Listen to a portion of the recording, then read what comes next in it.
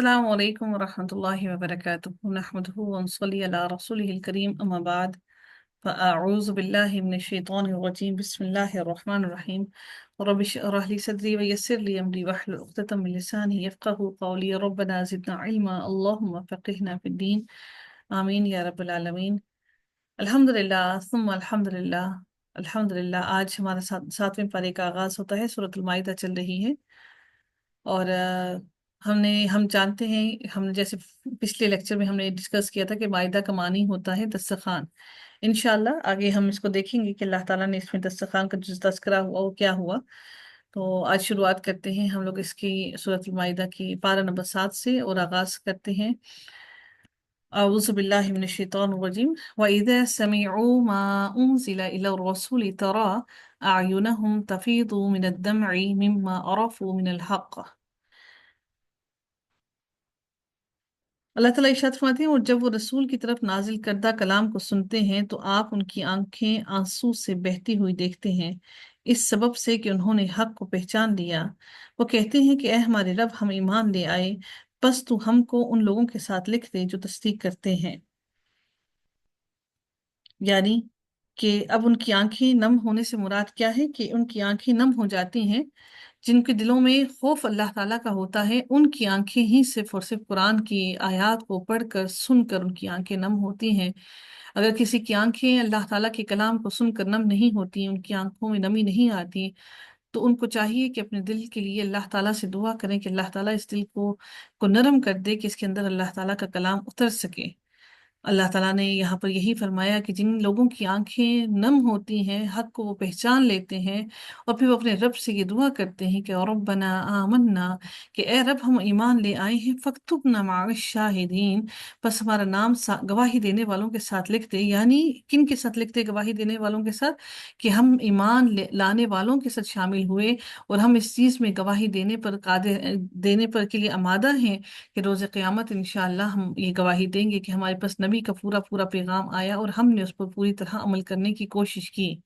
वमा लना ला नुमिनु बिल्लाहि वमा जाअना मिनल हक़। अल्लाह ताला फरमाते हैं, और हमें क्या है कि अल्लाह ताला पर और उस हक पर हम ईमान न लाएं जो हमारे पास आया। जबकि हम ये हिर्स रखते हैं, किस चीज़ की हिर्स रखते हैं? वो नतमऊ, और हम ये हिर्स रखते हैं अन युदखिलना रब्बुना मअल कौमिस सालिहीन, जबकि हम ये हिर्स सकते हैं कि हमारा रब हमें नेक लोगों के साथ शामिल कर ले। जब हमारे दिल में ये हिर्स है कि हमें अल्लाह ताला हमें नेक लोगों के साथ शामिल कर ले, तो फिर ऐसी क्या वजह हो सकती है कि हम ईमान न लेकर आए? तो ऐसी कोई वजह नहीं कि हम ईमान न लेकर आए, बल्कि हमें ईमान लाने की ज़रूरत है। हम सिर्फ ईमान लाने के बाद ही तभी हम जाकर हम मुकम्मल तौर पर दीन के अंदर शामिल हो सकते हैं। हबशे में जहाँ जहाँ मुसलमान मक्की जिंदगी में 2 मरतबा हिजरत कर गए थे, वहां पर नजाशी की हुकूमत थी। ये ईसाई मुमलिकत थी और ये आयत हबशे में रहने वाले ईसाइयों ही के बारे में नाजिल हुई है। ताहम रवायात की रूह से नबी करीम सल्लल्लाहु अलैहि वसल्लम ने हजरत उमरू बिन उमैया को एक अपना मकतूब देकर नजाशी के पास भेजा था, जो उन्होंने जाकर उसे सुनाया। नजाशी ने वो मकतूब को सुनकर हबशे में मौजूद मुहाजिरीन और हजरत जाफर बिन अबी तालिब को अपने पास बुलाया और अपने उलमा को भी जमा किया कर लिया। फिर हजरत जाफर को कुरान करीम पढ़ने का हुक्म दिया और हजरत जाफर ने सूरह मरियम पढ़ी, जिसमें हजरत ईसा अलैहिस्सलाम की तमाम एजाजी वलादत का और उनकी अब्दियत इंसान होने का और रसालत का जिक्र किया गया, जिसे सुनकर वो बड़े मुतासिर हुए और आंखों से उनके आंसू रवा हो गए और ईमान ले आए। बाज कहते हैं कि नजाशी ने अपने कुछ उलमा नबी करीम सल्लल्लाहु अलैहि वसल्लम के पास भेजे थे। जब आप सल्लल्लाहु अलैहि वसल्लम ने उन्हें कुरान पढ़कर सुनाया तो बेइख्तियार उनकी आंखों से आंसू जारी हो गए और वो ईमान ले आए। आयात आयात में कुरान करीम सुनकर उन पर जो असर हुआ, उसका नक्शा यहाँ पर अल्लाह ताला ने पूरा का पूरा यहाँ पर बयान किया है कि उनके दिलों में जैसे ही उन्होंने इसको सुना तो उनके दिलों में एक रिक्कत तारी हो गई और वो रोना शुरू हो गए। तो हमारे भी दिलों में जब ऐसी रिक्कत तारी होती है, तो हमारी आंखों से जब आंसू बहते हैं, तो फिर इसका मतलब है कि वो कुरान की वो आयत हमारे दिलों के अंदर उतरी है, जिसकी वजह से दिल इस बात पर मजबूर हुआ कि उसकी फीलिंग्स चेंज हुई हैं। تو اللہ تعالیٰ پھر آگے مزید ارشاد فرماتے ہیں فَأَثَابَهُمْ، اور اگر ہم میں سے کوئی بھی اگر آخرت کی طلب چاہتا ہے اور آخرت کو حاصل کرنا چاہتا ہے تو وہ پھر ایمان مکمل طور پر لانے سے، ایمان لانے سے مراد کیا ہے کہ مکمل طور پر اپنے آپ کو اللہ تعالیٰ کے سپرد کر دینا۔ اللہ تعالیٰ مزید ارشاد فرماتے ہیں فَأَثَابَهُمُ اللَّهُ بِمَا قَالُوا جَنَّاتٍ تَجْرِي مِن تَحْتِهَا الْأَنْهَارُ خَالِدِينَ فِيهَا وَذَلِكَ جَزَاءُ الْمُحْسِنِينَ۔ اب اللہ تعالیٰ ان لوگوں کے بارے میں جن کی آنکھیں نم ہوتی رہتی ہیں، اور جب آپ کی آنکھوں سے ایک آنسو بھی گرتا ہے اللہ تعالیٰ کی خشیت میں، خوف میں، محبت میں، تو وہ جو آنسو آپ کا گرتا ہے جسم کے جس جس حصے کو وہ آنسو چھوتا ہے، اس حصے کو جہنم کی آگ اس پر حرام کر دی گئی ہے۔ پھر ہماری آنکھیں آنسوؤں سے کیوں نہ نم رہیں، پھر ہماری آنکھوں میں آنسو کیوں نہ آئیں اپنے رب کو راضی کرنے کے لیے، اپنے رب سے اپنے گناہوں کی مغفرت طلب کرنے کے لیے۔ تو اللہ تعالیٰ نے ایسے لوگوں کے لیے جنت کا وعدہ کر دیا، اور اللہ تعالیٰ نے ان کے نیک عمل کے سبب یہ جنت کا ان کو وعدہ کیا، کہ وہ وعدہ کیا جس میں وہ ہمیشہ ہمیشہ رہیں گے اور اس کی زندگی ختم ہونے والی نہیں۔ اللہ تعالیٰ پھر مزید ارشاد فرماتے ہیں ان لوگوں کے بارے میں جنہوں نے کفر کیا اور اللہ کی آیات کو جھٹلایا۔ اب عمل کرنے والوں کے مقابلے میں اللہ دوسرے لوگوں کو بھی کمپیریزن، آپ نے دیکھا کہ قرآن کی ہر آیت کے اندر اللہ تعالیٰ نے کمپیریزن دیا ہے۔ جب ہم لوگ دنیا کی تعلیم حاصل کرتے ہیں، جب بھی کسی چیز کا کمپیریزن یا ڈفرینشیٹ بتایا جاتا ہے تو ہم ایک بیچ میں ایک لائن کھینچتے ہیں اور ایک طرف ایک چیز بتاتے ہیں، اور اسی کے ساتھ سامنے دوسری چیز کو اس کے ساتھ کمپیئر کیا جاتا ہے۔ تو ہم قرآن کی ہر آیت کو دیکھتے ہیں کہ اللہ تعالیٰ نے ایمان والوں کو کافروں کے ساتھ ان کو کمپیریزن بتا دیا کہ اگر تم نے یہ عمل کیا تو تمہیں اللہ تعالیٰ یہ عطا کرے گا، اور اس کی نسبت اگر تم نے یہ کر دیا، بالکل سیم اسی عمل کے بارے میں اللہ تعالیٰ نے کافروں کے بارے میں بھی ان کا بھی طرز عمل بتا دیا کہ اگر تو انہوں نے ایسا کیا تو ان کے لیے اللہ نے ایسے دوزخ کو تیار کر رکھا ہے۔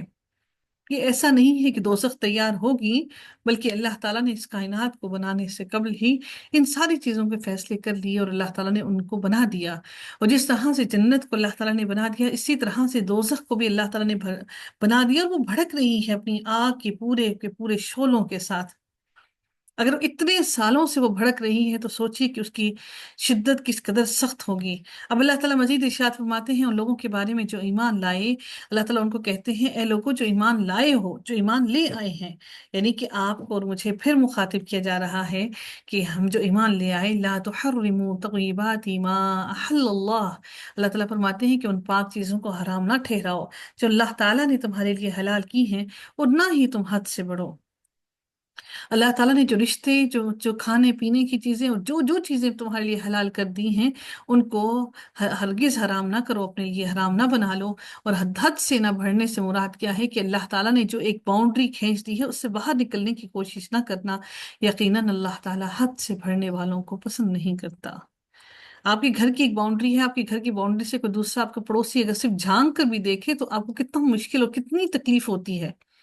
آپ کا بس نہیں چلتا کہ آپ اس کو کسی طرح سے مار ہی ڈالیں۔ اگر کوئی آپ کے محلے کا ساتھ والے گھر کا پڑوسی اگر سارا دن آپ کے گھر میں جھانکتا رہے تو آپ سے برداشت نہیں ہوگا۔ آخر آپ کیا کریں گے؟ اپنی دیواروں کو گھر کی اونچا کر لیں گے تاکہ اس کی نگاہ آپ کے گھر تک پہنچے ہی نہ۔ تو جو اللہ تعالیٰ نے ہمیں اس باؤنڈری ہمیں دے دی، اس باؤنڈری سے باہر نہیں نکلنا۔ تو جو انسان اس باؤنڈری سے باہر نکلنے کی کوشش کرے یا اوپر سے جھانک کر بھی باہر دیکھنے کی کوشش کرے تو یہ اللہ تعالیٰ کی ذات ہے جو بہت بلند اور بہت طاقتور ہے، جس کے ہاتھ میں یہ ساری کائنات کے نظام ہیں۔ جو جتنا طاقتور ہے، تو اگر ہم اس کی حدود سے باہر نکلنے کی کوشش کریں گے تو اللہ تعالیٰ فرماتے ہیں کہ اللہ تعالیٰ حد سے باہر نکلنے والوں کو، بڑھنے والوں کو پسند نہیں کرتا۔ ہمیں اپنے عمل کو بہتر کرنے کے لیے سب سے آسان ترین چیز ہمارے لیے کیا ہے کہ ہم اپنی باؤنڈریز کو دیکھ لیں کہ اللہ تعالیٰ نے یہ حدیں ہمارے لیے مقرر کر دی۔ اس سے باہر ہمیں سوچنے کی ضرورت ہی نہیں ہے کہ اس سے باہر بھی کوئی دنیا یا کوئی زندگی یا اس کے باہر بھی کوئی رضا ہوتی ہے یا کوئی پسند یا ناپسند ہوتی ہے۔ جب ہم اپنی وہ باؤنڈریز، اپنے آپ کو اس باؤنڈری کے اندر لے آتے ہیں تو انشاءاللہ ہماری زندگی ضرور آسانیوں میں تبدیل ہو جائے گی۔ لیکن در حقیقت مسئلہ یہ ہے کہ ہم اس باؤنڈری کے اس حصار کے اندر آنا نہیں چاہتے۔ رب کائنات ارشاد فرماتے ہیں اور اللہ تعالیٰ نے تمہیں جو حلال پاکیزہ چیزیں دی ہیں ان میں سے کھاؤ، اور اللہ تعالیٰ سے ڈرو جس پر تم ایمان لانے والے ہو۔ اللہ تعالیٰ تمہاری لغو قسموں پر تمہاری گرفت نہیں کرے گا۔ جو صرف بات بات پر قسمیں کھا لیتے ہیں، اللہ تعالیٰ اس پر ان کی گرفت ہرگز نہیں کرے گا، لیکن وہ ان قسموں پر تمہاری ضرور گرفت کرے گا جنہیں تم نے پختہ کیا ہوگا، یعنی پکی قسمیں تو تم نے کھائیں، چنانچہ ان کا کفارہ ہے۔ یعنی کفارہ کیا ہے کہ اگر کوئی قسم کھاتا ہے تو اس کو کیا کفارہ ہے کہ اس کو 10 مسکینوں کو اوس درجے کا کھانا کھلانا ہے۔ اوس درجے سے مراد یہ ہے کہ وہ خود جو کھانا پینا کرتا ہے وہ والا، ایسا نہ ہو کہ خود روسٹ کھاتا ہو اور اس کو پانی والی دال کھلا دے، نہیں، جو آپ خود اوس درجے کا کھانا کھاتے ہیں وہی کھانا 10 مسکینوں کو ایک قسم کو توڑنے کا کفارہ ہے۔ ہاں، اس صورت میں قسم توڑنے کی اجازت ضرور ہے جس میں آپ ایسی چیز پر قسم اٹھا لیں جو کہ آپ نے غلط قسم اٹھا لی، اور آپ کی جو دوسری بات ہے قسم توڑنے میں آپ کا فائدہ اور وہ دین کی سلامتی بھی ہے، تو آپ کو چاہیے کہ قسموں کو توڑ کر قسم کا کفارہ ادا کیا جائے۔ پھر اللہ تعالیٰ ارشاد فرماتے ہیں ما تطعمون اہلیکم او کسوتہم او تحریر رقبہ، جو تم اپنے اہل و عیال کو کھانا کھلاتے ہو یا انہیں کپڑے پہنانا ہے، یعنی کہ وہ 10 مسکین ہیں یا پھر ان کو کپڑے پہنا دو، یا ایک غلام آزاد کرنا ہے۔ دیکھیے، غلام کو آزاد کرنا، میں آپ کو بار بار بتا رہی ہوں کہ غلام آزاد، مسلمان غلام کو آزاد کرنے کا حکم ہے، کافر غلام کو آزاد کرنے کا حکم نہیں۔ چنانچہ جو یہ نہ پائے تو 3 دن کے روزے رکھنا ہے، اور یہ 3 دن کے روزے لگاتار ہیں، ایسا نہیں کہ آپ ایک روزہ رکھ کے پھر چھوڑ دیں، پھر دوسرا روزہ رکھے پھر تیسرا، نہیں، یہ آپ کے 3 دن کے لگاتار روزے رکھنا ہے۔ یہ تمہاری قسموں کا کفارہ ہے جب تم قسم کھا بیٹھو، اور اپنی قسموں کی حفاظت کرو۔ وَاحْفَظُوا أَيْمَانَكُمْ، اللہ تعالیٰ اس طرح اپنے احکامات تمہارے لیے بیان کرتا ہے تاکہ تم شکر ادا کرو۔ یا ایہا الذین آمنو، اے لوگو جو ایمان لائے ہو، بلا شبہ شراب اور جوا اور شرک کے لیے نصب کی گئی چیزیں اور قسمت آزماتی سب گندے شیطانی کام ہیں، چنانچہ تم سب ان سے بچو اور اجتناب کرو تاکہ تم فلاح پا جاؤ۔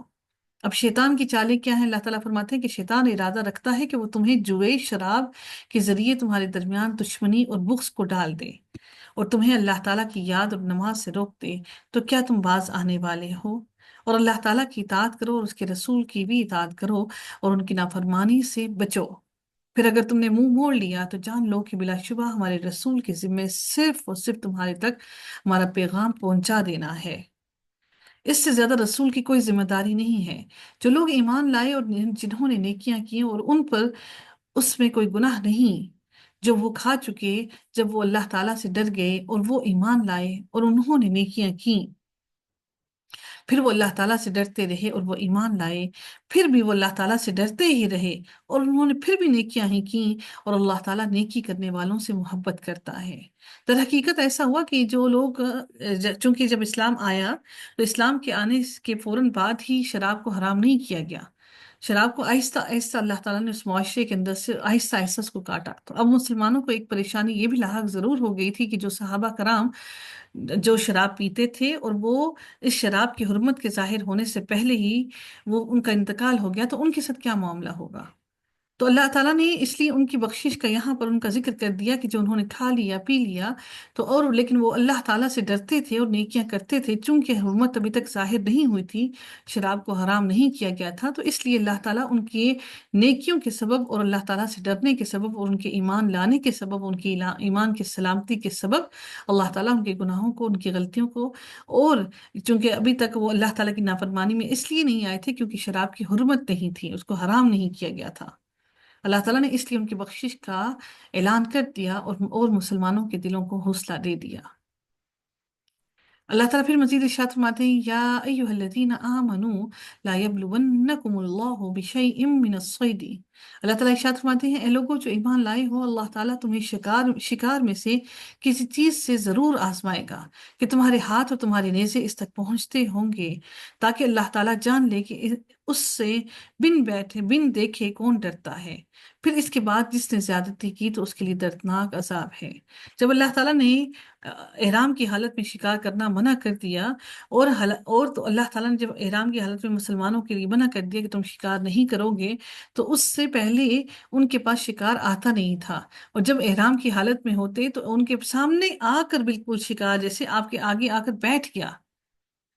تو وہ اب چونکہ اللہ تعالیٰ نے اپنی حد مقرر کر دی تھی، اب اللہ تعالیٰ نے یہاں پر وہی فرمایا کہ تمہارے اللہ تعالیٰ تمہیں ایسے آزمائے گا کہ تمہارے ہاتھ اور نیزے تک اس تک پہنچ سکیں گے،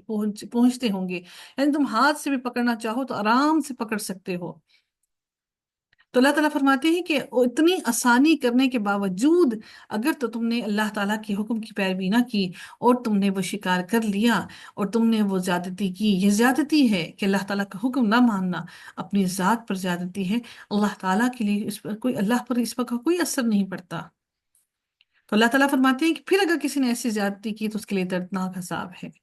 یا ایہا الذین آمنوا لا تقتلوا الصید وانتم حرون۔ اب اللہ تعالیٰ اس کو مزید ایلیبوریٹ کر رہے ہیں۔ پہلے تو اللہ نے کہا کہ وہ کس وقت میں اگر وہ شکار کر کے، اب اللہ تعالیٰ نے اس آیت کو اگلی آیت میں مزید ایلیبوریٹ کیا، کب کہ اب وہ شکار کب منع کیا؟ جب تم حالت احرام میں ہو تو شکار کو مت مارو، اور تم میں سے جو بھی جان بوجھ کر اسے مار ڈالے تو اس کا بدلہ اس کی مانند کا جانور ہے جو اس نے مارا ہے، یعنی کہ اگر اس نے گائے کو مارا یا اس نے ہرن کو مارا تو اسی کے ایکولی اس نے اسی کے برابر کا کفارہ ادا کرنا ہے۔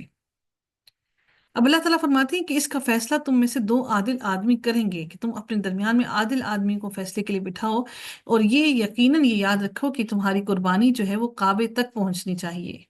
یہ کفارے یا کفارے میں مسکینوں کو کا کھانا ہے، یا تو پھر اس کے ایکول تم اس کے ایکول جو ہے وہ رکھو، وہ ادا کرو، کفارہ ادا کرو، اور اس کے یعنی کہ اس کے ایکول کا جانور ذبح کرو، یا پھر کفارے میں مسکینوں کو کھانا کھلانا ہے۔ اب یہ ڈیپینڈ کرتا ہے کہ وہ آپ کا جانور آپ نے کس کا شکار کیا۔ اگر تو آپ نے کسی بڑے جانور کا شکار کیا تو اس کے حساب سے اس کا کفارہ زیادہ مسکینوں کو کھانا کھلانا ہے۔ اگر آپ نے چھوٹے جانور کا شکار کیا تو اس کا کفارہ تھوڑے مسکینوں کو کھانا کھلانا ہے۔ اسی طرح سے روزے بھی آپ کے شکار پہ ڈیپینڈ کرتا ہے کہ آپ نے کون سے جانور کا شکار کیا، تو روزے بھی اس کے برابر ہی رکھنے کا حکم ہے۔ یا مسکینوں کو کھانا کھلانا ہے، یا کفارے میں مسکینوں کو کھانا ہے یا کھلانا ہے، یا پھر اس کے برابر روزے ہیں، تاکہ وہ اپنے کام کا مزہ چکھے۔ جو کچھ گزر چکا اللہ تعالیٰ نے اسے معاف کر دیا، اور جس نے دوبارہ یہی کیا، کفارہ بھی ادا کر دیا، پھر سے وہی حدوں سے باہر نکلا، تو اللہ تعالیٰ اسے انتقام لے گا، اور اللہ تعالیٰ سب پر غالب اور بڑا انتقام لینے والا ہے۔ اللہ تعالیٰ پھر ارشاد فرماتے ہیں کہ اب اللہ تعالیٰ نے ان کے لیے آسانی بھی کی، چونکہ خشکی پر وہ بہت سے اور بھی چیزیں کھا پی سکتے تھے، لیکن جو لوگ سمندر سے سفر کر کے آتے تو ان کے لیے سوائے سمندر کی مچھلی کا شکار کرنے کے علاوہ کھانے کے لیے کچھ تھا نہیں۔ تو اللہ تعالیٰ نے انسان پر ظلم نہیں کیا، اللہ نے انسان کے لیے آسانی پیدا کی۔ اللہ تعالیٰ نے فرمایا کہ تمہارے لیے سمندر کا شکار اور اس کا کھانا حلال کر دیا گیا ہے، جو تمہارے لیے اور کافروں کے سامان زندگی ہے، یعنی کہ احرام کی حالت میں سمندر کا شکار حلال ہے، اور جب تک تم حالت احرام میں ہو تم پر خشکی کا شکار حرام کر دیا گیا ہے، اور اللہ تعالیٰ سے ڈر جاؤ جس کی طرف تم سب کو اکٹھا کیا جائے گا۔ اللہ تعالیٰ ارشاد فرماتے ہیں کہ اللہ تعالیٰ نے حرمت والے گھر کعبہ کو لوگوں کے قیام کا ذریعہ بنایا ہے، اور حرمت والے مہینوں کو بھی، اور قربانی کے جانوروں کو بھی، اور پٹے والے ڈالے ہوئے جانوروں کو بھی۔ اس کی وجہ یہ ہے کہ تم جان لو کہ یقیناً اللہ تعالیٰ جانتا ہے جو کچھ بھی آسمانوں میں بھی ہے جو زمین میں بھی ہے، اللہ تعالیٰ سب کچھ جاننے والا ہے۔ اعلموا ان اللہ، جان لو کہ اللہ تعالیٰ یقیناً سخت سزا دینے والا ہے، اور بلا شبہ اللہ تعالیٰ بے حد بخشنے والا اور نہایت رحم بھی کرنے والا ہے۔ اللہ تعالیٰ نے اپنی سزا اور سختی کے بارے میں ذکر کرتے ساتھ فوراً ہی اپنی رحمت کے بارے میں بھی بتا دیا کہ وہ بخشنے والا بھی ہے اور رحم کرنے والا بھی ہے۔ سزا تو دے گا، لیکن اس سے بڑھ کر اللہ تعالیٰ کی سختی پر، اللہ تعالیٰ کے غضب پر، اللہ کے غصے پر اللہ تعالیٰ کی رحمت غالب ہے۔ آپ دیکھیں کہ اللہ تعالیٰ نے جہاں پر بھی قرآن کے اندر جہاں پر بھی بخشنے کا ذکر کیا، رب کائنات نے ہر جگہ پر اللہ تعالیٰ نے رحیم ہونے کا ذکر کیا، اللہ تعالیٰ نے رحمان کا ذکر نہیں کیا۔ یہاں سے پھر میں بار بار یہ کہوں گی کہ اس آیت کو غور سے سمجھیے کہ رحیم یعنی کہ رحمت اللہ تعالیٰ کی یوم قیامت کی ہے، جو اللہ تعالیٰ صرف اور صرف مسلمانوں پر رحم کرے گا۔ کافروں پر، منکروں پر اللہ تعالیٰ کا کوئی روز قیامت رحم نہیں ہوگا۔ ما علی الرسول، اللہ تعالیٰ فرماتے ہیں کہ الا البلاغ، اللہ تعالیٰ فرماتے ہیں رسول پر پہنچا دینے کے سوا کوئی ذمہ داری نہیں ہے، اور اللہ تعالیٰ جانتا ہے جو تم ظاہر کرتے ہو، جو تم چھپاتے ہو۔ اے نبی آپ کہہ دیجئے کہ ناپاک اور پاک برابر نہیں ہو سکتے، اور اگرچہ ناپاک کی کثرت تمہیں اچھی ہی کیوں نہ لگے، تمہیں بری چیزوں کی کثرت کیوں کتنی ہی اچھی کیوں نہ لگے، اس کے باوجود بھی ناپاک چیزیں کبھی بھی پاک کے برابر نہیں ہو سکتی ہیں۔ اللہ تعالیٰ سے ڈر جاؤ اے عقل والو، تاکہ تم سب کے سب کامیاب ہو جاؤ۔